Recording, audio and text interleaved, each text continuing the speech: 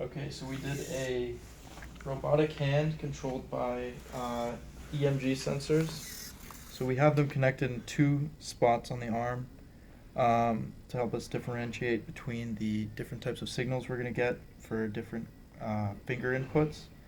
This is a ground input. So basically it just measures the potential difference in any given muscle as you contract it.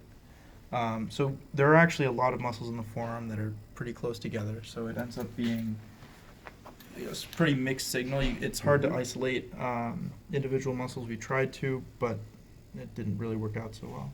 Okay, and then you're processing it through the EMG amplifiers. So we use an instrumentation amplifier with low pass filters, and what we do is we send that ADC voltage through the ADC, and then we use an averager, a sliding window averager. So we take the last 31 values, add on the newest value that we just got from the ADC, we average that out, and then we check if that passes a threshold. If that passes the threshold, we increment a variable called changes. Once that changes is past another threshold, then we say, okay, this finger or these fingers are pressed, so we change the state, and we use these servos on the back to actually pull the finger down.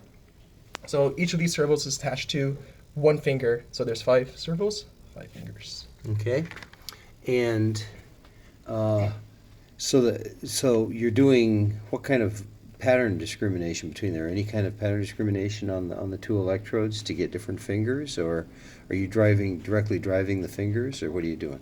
No, it's based on thresholds. So Okay. Amplitude. So Yeah. Okay. the harder you squeeze, the higher the voltage difference. Okay. And then we check to see if that passes the threshold. we actually tried to do a neural network at first, but it ended up we could get 3 fingers pretty well, but it ended up not being that great. Okay, so let's see it go. So this is we can isolate at the moment because it's noisy in here. We can only do a whole fist and one finger. It's kind of sensitive. It's pretty sensitive, so let it relax for a second. Relax.